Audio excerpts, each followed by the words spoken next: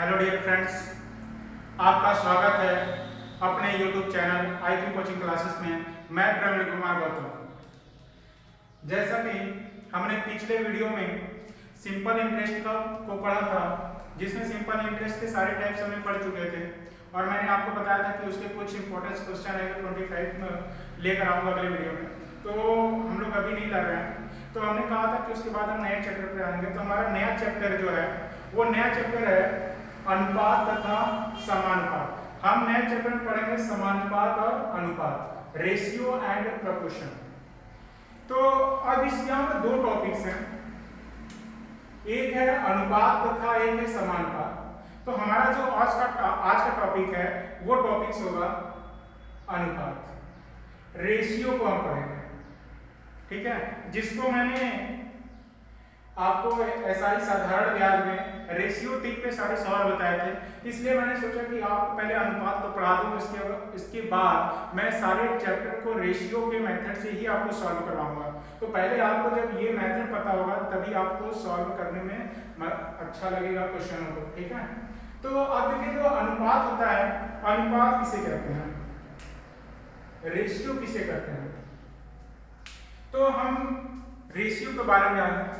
तो रेशियो देखो बेटा, जब भी होता है, ठीक है, रेशियो जो होता है वो राशियों पर निर्भर करता है, वो किसी एक कंपोनेंट पर निर्भर नहीं करता, वो राशियों पर निर्भर करता है। किस पर निर्भर करता है? राशियों पर। राशि एक नहीं होनी चाहिए अनुपात में या समानुपात हो, इसमें राशि एक नहीं होती, राशि में दो होता है। राशि दो प्रकार के होंगे, ठीक है, दो तरीके से, तीन तरीके से, चार तरीके, कुछ भी, कितनी भी राशियां हो सकती हैं। यहाँ पे x, y, z कुछ भी हो सकता है। तो मतलब इसमें संबंध जो, और ये जो सैंपल होता है, ये वाली सैंपल, अगर हमने ये दो राशि लिया है, ये a और b है, यहाँ पे x है, a है, कुछ भी ले लेते हैं हम लोग, ये सब क्या है, हमारी राशियां हैं, सब क्या है, राशि है। तो ये राशि क्या कहता है कि अगर ये कंपोनेंट अगर बढ़ता है, ये राशि अगर बढ़ता है, तो उसके सामने वाली जो राशि है वो भी क्या होगी, बढ़ेगी। अगर ये घटता है तो ये भी घटेगी, अगर ये बढ़ता है तो ये भी बढ़ेगी। मतलब एक राशि दो तीन चार राशियों से क्या होगी, संबंध रखेगा, अन्यथा इससे वह अनुपात में नहीं लिया जा सकता। तो ए और बी के बीच में ये जो चिन्ह लगा है, यही चिन्ह किसको दर्शाता है, अनुपात को, अनुपात या रेशियो। हम लोग कभी कभी बीच में सवाल बोलते हैं कि दो रेशियो तीन का रेशियो ख, ए रेशियो बी, तो हम इस तरह लिखेंगे, और इसको लोग इस तरह भी लिखते हैं, ए अपॉन बी के रूप में भी लिखते हैं। तो ए अपॉन बी भी हमारा रेशियो ही बताता है। तो हमेशा जो अनुपात होता है वो राशियों पर निर्भर करता है। किस पर निर्भर करता है, राशियों पर निर्भर करता है। राशियों पे अगर एक राशि अगर दिया है तो उसके साथ किसी दूसरे राशि को तुलना की जाएगी, या उसके साथ किसी तीसरी राशि की तुलना की जाएगी। तो तुलना करना, एक राशि के माध्यम से दो तीन चार अन्य राशियों की तुलना करना ही क्या होता है, अनुपात होता है। तो इसको एक सिंपल हम उदाहरण के रूप में देखते हैं कि राशि कैसे निर्भर करता है। तो देखिए, मान लीजिए कि मैंने कहा कि एक मकान बनवानी है, क्या बनवानी है, मकान बनवानी है। अगर उस मकान की लंबाई L, ठीक है, लंबाई, मकान की लंबाई जो होती है वो 60 मीटर ले लें, चौड़ाई 40 मीटर, तो इसकी ऊंचाई जो ऊंचाई है वो 20 मीटर है। तो अब इनका जो अनुपात होगा, जो इनके बीच, मतलब एक मकान है वो कितना है, 60 मीटर लंबा है और 40 मीटर चौड़ा है, हाँ, ये आयताकार हो गया। अब इसमें वो बोल रहा है कि मकान की ऊंचाई कितना बढ़ जाए, 20 मीटर। तो ये जब मकान की ऊंचाई 20 मीटर बढ़ रही है, हाँ, तो ये जो ऊंचाई है वो 20 मीटर है। तो यहाँ पर हम कह सकते हैं कि एक मकान के लंबाई, चौड़ाई और ऊंचाई का जो अनुपात हुआ, लंबाई, चौड़ाई और ऊंचाई का जो अनुपात हुआ वो क्या हुआ, 60 संबंध है, 40 संबंध है और 20। और ये इसका क्या हो गया, अनुपात हो गया कि हम जो हमारा मकान बन रहा है वो 60, 40 और 30, मतलब हम इसको कहेंगे कि लंबाई गुणे चौड़ाई गुणे ऊंचाई इतने का मिलेगा तो ये हमारा एक मकान। तो ये मकान की लंबाई इतना इतना इतना है, तो ये रेशियो में आता है। और कभी भी अनुपात के राशियों के मात्रक नहीं होते, जैसे यहाँ लिया है मीटर मीटर, ये मीटर होगा जब उसे हम अनुपात में कर देंगे तो वो सभी मात्रक क्या हो जाते हैं, खत्म हो जाते हैं। तो अब ये हमारा क्या मिल गया, अनुपात। तो इस चीज को हम जब अनुपात के रूप में करते हैं तो अनुपात एक सबसे छोटी इकाई होती है बड़ी की, तो हम इसे लिखेंगे क्या, 2 से कट जाएगा, तो हो जाएगा 3, 2 और 1, 2, 3, 1, मतलब उस मकान का जो रेशियो होगा लंबाई, चौड़ाई, ऊंचाई L, B, H के बीच में जो संबंध होगा वो 3:2:1 का होगा। यदि हमसे कहा जाए कि नहीं भाई हम अपना घर 60 मीटर का नहीं लंबा रखना चाहते हैं, हमें सिर्फ चाहिए 15 मीटर, तो 15 मीटर हमें लंबा रखना चाहिए। अगर हम 15 मीटर लंबा रखेंगे तो हम क्या करेंगे, 3 में 15 बनाना है तो 3 में 5 का गुणा कर देंगे तो हमारा कितना हो जाएगा, 15। तो इसी 5 का गुणा हम इन भी राशियों में करेंगे ताकि उसका पूरा हमें क्या मिले कि वह जो दिया है वह सही हो। मेरे प्यारे बच्चे, ये लग रहा है वीडियो में कट रहा है, तो हम इस चीज को थोड़ा ऊपर देखते हैं, इसे भी हटा देते हैं। तो क्या आएगा, जैसे भी ये 60 है, 40 है और 20 है, तो हमने इसको 0 0 से काट दिया, 0 0 कटने वाला था, और ये 2 से ये भी कट रहा है, ये भी कट रहा है, ये भी, तो ये 3 बार में जाएगा 2 से, ये 2 बार में, और 1 से। ये क्या हो गया, इस 60, 40, 20 का अनुपात हुआ, सबसे छोटी इकाई हुई कि यही रेशियो के रूप में होगा तो हम बड़ी यूनिट ज्ञात कर सकते हैं। अनुपात ये कहता है कि अगर हमें बड़ा यूनिट दिया हो तो उसे हम छोटे यूनिट में लिख लें, और छोटी यूनिट दिया हो तो उसे हम बड़ी यूनिट में कन्वर्ट कर लें। बड़ा यूनिट दिया था हमने छोटे में कन्वर्ट कर लिया, अब छोटे से बड़े में। हमने कहा कि हमें इसी अनुपात में, लेकिन हम अपने मकान की लंबाई 15 मीटर रखना चाहते हैं, 15 मीटर रखना चाहते हैं, तो हमारी लंबाई यहाँ पे 3 मीटर है, इसको हम 15 करेंगे तो हमें 5 से गुणा करना पड़ेगा। जब हमारा ये मकान की लंबाई 15 मीटर होगी तो उसकी चौड़ाई कितनी रखनी पड़ेगी, तो उसकी चौड़ाई रखने के लिए भी इसमें हमें 5 का मल्टीप्लाई करना है, क्योंकि रेशियो कहता है कि अगर हम एक की तुलना किसी नंबर से करते हैं तो दूसरी की भी तुलना हमें उसी नंबर से करना पड़ेगा। तो जैसे हमने इसकी नंबर की तुलना 5 से किया तो इसकी भी 5 से करेंगे, इसकी भी 5, तो ये 10 हो जाएगा और ये 5 हो जाएगा, क्योंकि एक में हम 5 का मल्टीप्लाई करेंगे तो इतना हो जाएगा ना। तो यही हमारा कहता है, ये क्या है, हमारा अनुपात है। तो अनुपात हमेशा किस पर निर्भर करता है बच्चों, वो निर्भर करता है राशियों पे। एक राशि नहीं होगा उसमें राशियां 2 होंगी, 3 होंगी, 4 होंगी, इस अनुसार हमारा अनुपात हो जाएगा। तो मुझे उम्मीद है कि आपको अनुपात के बारे में तो समझ में आ गया कि अनुपात होता क्या है। तो अगर आप इतना समझ गए हैं तो अब हम पढ़ेंगे अनुपात के टाइप्स कि अनुपात कितने प्रकार के होते हैं।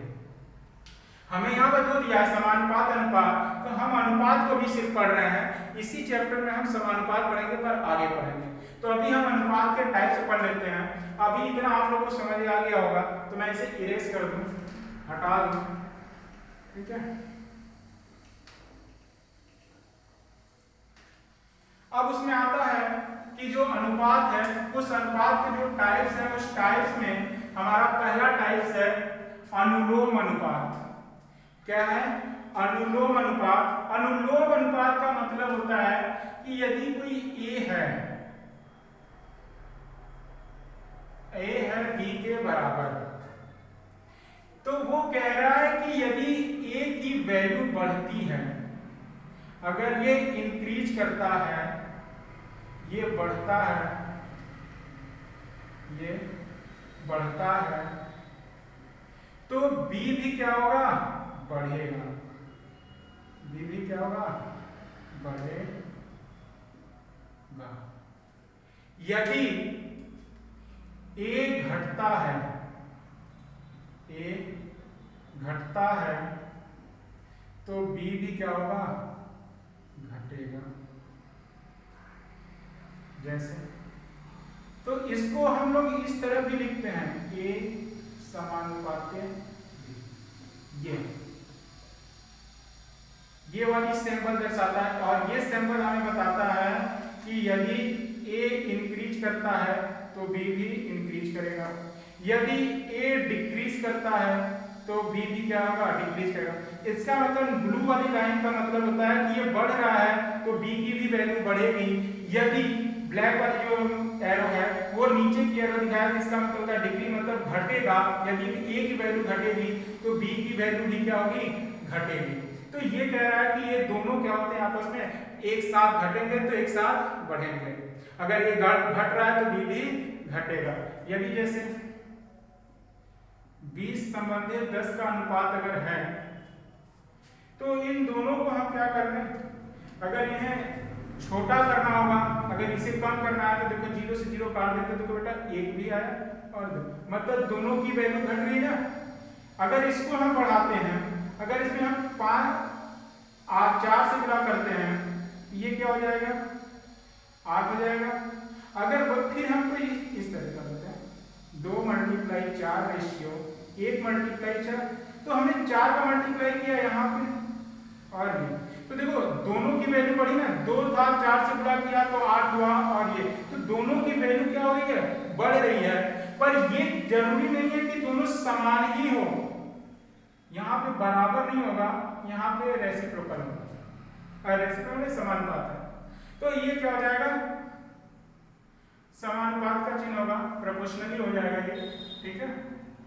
प्रोपोर्शनली, अनुलोम का मतलब होता है प्रोपोर्शनली, ठीक है। तो क्या हो जाएगा, ये बराबर नहीं होगा, थोड़ा सा गलती होगी, ठीक है। ये समान, ये बढ़ेगा, इसकी वैल्यू बराबर नहीं होगी, ठीक है। तो ये क्या होगा, अगर 8 आ रहा है तो इधर की भी वैल्यू कुछ ना कुछ बढ़ रही है, तो दोनों के बीच में एक संबंध है। तो इस संबंध को हम क्या बोलते हैं, अनुलोम अनुपात। अनुलोम अनुपात का मतलब होता है कि दोनों की वैल्यूज क्या होंगी, बढ़ेंगी। अगर एक राशि बढ़ रही है तो दूसरी राशि भी बढ़ेगी। इस तरीके से हमारा क्या हो गया, अनुलोम अनुपात। अब हमारा दूसरा क्या कह रहा है, दूसरा हमारा ये कह रहा है कि विलोमानुपात या व्युत्क्रमानुपात, विलोमानुपात इनवर्स और रेसिप्रोकल रेशियो। अब ये क्या होता है, इस चीज को मैं हटा दूं तो आपको समझाऊं। तो हमारा ये हो गया अनुलोम अनुपात। अब हमारा आता है विलोमानुपात या व्युत्क्रमानुपात। तो हमारा ये व्युत्क्रमानुपात या विलोमानुपात क्या होता है, इनवर्स। अगर कोई बोलिया ए है, ए राशि दिया है, ठीक है, तो इसका जो विलोमानुपात होता है वो 1/a होता है। इसका मतलब यदि कोई कह दे कि यदि ए की वैल्यू बढ़ रही है तो इसकी वैल्यू क्या होगी, पूरी घट जाएगी। तो अगर इसे हम बढ़ाएंगे, यदि इधर की वैल्यू बढ़ाएंगे तो इधर की वैल्यू क्या होगी, घटेगी। ये कहता है रेसिप्रोकल या इनवर्स। एक की वैल्यू बढ़ेगी तो एक की घटेगी। अगर मान लीजिए कि हमारे पास 1 = 2 है, तो इसका हम अगर 1/2 रखें तो यहाँ पे ये 2 हो जाएगा, ये क्या हो जाएगा, 0.5 हो जाएगा। तो 2 और 0.5 ये क्या हो रहा है, वैल्यू क्या हो जा रही है, कम हो जा रही है ना। ये क्या हो गया, बढ़ गया, ये क्या होगा, कम हो गया। तो वही कहता है कि ये विलोमानुपात है। तो इस पे क्वेश्चन पेपर में कैसे बनता है अनुपात में, वो देख लेते हैं। तो अगर हमें रेशियो दिया है A अनुपात B, कहता है कि इनका विलोमानुपात बताइए, तो इनका विलोमानुपात होगा 1/A रेशियो 1/B। यदि इनसे कोई वैल्यू पूछे तो इनका वैल्यू क्या हो जाएगा, हमें सॉल्व करने के तो हम बोलेंगे A और B का एलसीएम ज्ञात करना। आजा बेटा आजा अंदर आजा। तो ये क्या हो जाएगा, तो ये हमारा हो जाएगा इन दोनों का एलसीएम, आराम से बैठो आवाज नहीं। तो A संबंधे B, तो हम करेंगे A into इन दोनों का जो एलसीएम होगा वो AB होगा, तो हम यहाँ पे A into B ratio 1/B into AB। तो यहां से हमारा बनेगा क्या, A से A कट जाएगा तो बचेगा क्या B का मल्टीप्लाई 1 में करेंगे तो बनेगा B रेशियो, यहां से B कट जाएगा तो A का मल्टीप्लाई इसमें करेंगे तो बनेगा A। तो देखो A और B का जो व्युत्क्रमानुपात या विलोमानुपात है वो किसमें बदल जा रहा है, B रेशियो A में। तो ये हमारा क्या कहलाता है, विलोमानुपात या व्युत्क्रमानुपात कहलाता है। अगर इसे हम उदाहरण लेके समझें तो एक उदाहरण लेते हैं कि अगर हमारे पास एक क्वेश्चन है A B बराबर दिया है 2:3, तो इसका हमें व्युत्क्रमानुपात बताना है, जिसे हम सॉल्व करते हैं कि इसका व्युत्क्रमानुपात क्या हो जाएगा, या फिर 2 संबंधित 3 कुछ भी दिया हो, तो ये हम इसको इस तरह किए थे 1/B, तो इसको भी हम लिखेंगे 1/2 रेशियो 1/3। तो इसको हमने क्या किया 1/A को इनका दोनों का एलसीएम लिया, तो इन दोनों का एलसीएम क्या हो रहा था AB, हमने यहाँ AB लिया, फिर 1/B into AB। तो इस तरह इनका एलसीएम कितना हो जाएगा, इनका एलसीएम 2 और 3 का एलसीएम कितना होगा 6 होगा, तो यहाँ पर लिखेंगे 6 रेशियो 1/3 और एलसीएम कितना 6। तो यहाँ से A से कट रहा था, B से B कट रहा था, यहाँ से 2 3 और 3 से 2, बेटा आवाज नहीं, तो यहाँ से बचेगा B संबंधे A, तो यहाँ बचेगा 3 संबंधे 2। तो यहाँ पर देखो बेटा A संबंधी क्या आया, तो B था 2 3 और यहाँ पे B और A आ गया 3 2। यही चीज है ना कि 2 3 को हम लिख क्या रहे हैं 3 2 में पलट जा रहा है, ये नॉर्मल है, सीख रहा है, ठीक है। तो इस तरीके से हम क्या करेंगे, विलोमानुपात या व्युत्क्रमानुपात को सॉल्व कर लेंगे। तो ये क्वेश्चन आपको समझ में आया। यदि इसी तरह अगर 2 राशियों के अलावा अगर 3 राशियां दी हों तब इसे कैसे करेंगे, यही प्रोसेस होगा, हम लोग देख लेते हैं उसको भी। जब 2 राशि के अलावा 3 राशि दिया हो तो हम इस बार एग्जांपल लेते हैं डायरेक्ट।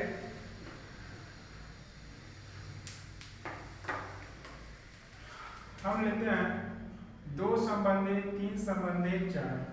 इसका मुझे बताना है व्युत्क्रमानुपात। इस क्वेश्चन का व्युत्क्रमानुपात बताना है तो हम लिखेंगे इसको 1/2 रेशियो 1/3 रेशियो 1/4। तो इस तरीके से ये हमारा क्वेश्चन हो जाएगा। तो इसे हम क्या करेंगे, बेटा बिना आवाज किए बैठना चुपचाप, ठीक है। तो अब हम इन नंबरों का क्या कर लेंगे, एलसीएम ले लेंगे। तो इनका एलसीएम कितना हो जाएगा 2 3 4 का, तो हम करेंगे क्या हो जाएगा 2 3 6 6 4 24 या अब क्या है तो ऐसे 2 तो 12 आ जाएगा 3 4 का, क्योंकि ये 12 जो है एलसीएम वो 2 से भी कट जा रहा है, देखो 6 और 3 से भी कट जा रहा है, 4 और 4 से भी कट जा रहा है, तो इसका एलसीएम कितना हो जाएगा 12 हो जाएगा। तो एलसीएम हमारा 12 हो गया, तो इसका 1/2 इंटू 12 रेशियो 1/3 इंटू 12 1/4 इंटू 12। तो ये 2 3 6 हो जाएगा, 3 चौका 12 4 3 12। इसका रेसिप्रोकल जो आएगा 6 संबंधे 4 संबंधे 3 आएगा। मतलब 2 3 4 का व्युत्क्रमानुपात क्या आया 6, 4, 3 के रूप में आया। तो इस तरीके से अगर 3 राशियां दी रहेंगी तो हमको इस तरह से व्युत्क्रमानुपात या विलोमानुपात के क्वेश्चन को सॉल्व करना होगा। तो इस तरीके से हमारा पहला अनुलोम अनुपात और दूसरा विलोमानुपात सॉल्व हुआ। अब ये अनुपात का तीसरा टाइप है मिश्रित अनुपात या मिश्र अनुपात या कंपाउंड रेशियो। तो हम मिश्र अनुपात और कंपाउंड रेशियो को जानने की ये होता क्या है, तो देखते हैं आगे। मिश्र अनुपात कहता है कि जब 1, 2, 3, 4, 5, 6, 7 राशियां अगर ढेर सारी राशियां हो तो उन्हें हम कैसे करेंगे। तो मिश्र अनुपात में जैसे A संबंधे B, C संबंधे D और E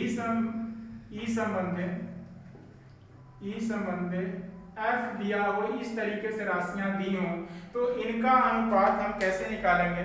तो इनका अनुपात निकालने के लिए ये मिश्र अनुपात के रूप में और इनका एक अनुपात बताना है। तो जब ऐसी राशियां दी हो तो हमारा जो पहला पद होता है, सभी का पहला पद उठा के आपस में गुणा कर लो। फर्स्ट पद गुणे फर्स्ट रेशियो। उसके बाद जो सेकेंड पद है,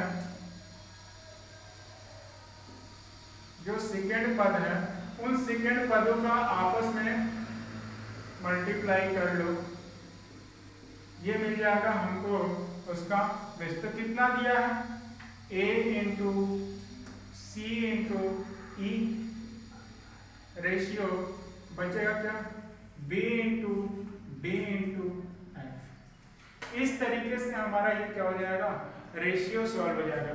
इसको एक क्वेश्चन पे हम करते हैं। हमारा एक क्वेश्चन है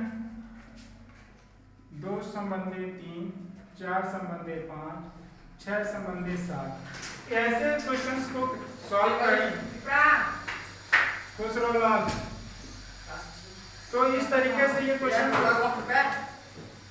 आवाज मत करो बेटा, नहीं पीट देंगे अभी। तो इस तरीके से क्वेश्चंस क्या हो जाएंगे हमारे, आ जाएगा। तो इसे हम सॉल्व कैसे करेंगे। ये हमारा फर्स्ट टर्म है, ये भी फर्स्ट टर्म है, ये भी फर्स्ट टर्म है, और ये हमारा सेकेंड टर्म है, ये सेकेंड और ये सेकेंड टर्म पद है। तो फर्स्ट टर्म को एक तरफ रखते हैं, तो इधर फर्स्ट टर्म वाले हो जाएंगे रेशियो, इधर सेकेंड वाले रेशियो। तो फर्स्ट टर्म में कौन कौन आ रहा है, 2 मल्टीप्लाई 4 मल्टीप्लाई 6, और सेकेंड टर्म में आ रहा है 3 मल्टीप्लाई 5 मल्टीप्लाई 7। तो इनका 4 गुना 8, 8 6 48, और ये कितना है, 3 5 15 7 105। अगर ये डिवाइड होता, अगर कटता है किसी नंबर से तो काट देना, नहीं तो यहीं पे हमारा क्या हो जाता है आंसर। तो ये हमारा था बेटा अनुपात का तीसरा भाग, मिश्र अनुपात या मिश्रित अनुपात या कंपाउंड रेशियो को हम इस तरीके से क्या करते हैं, सॉल्व करते हैं।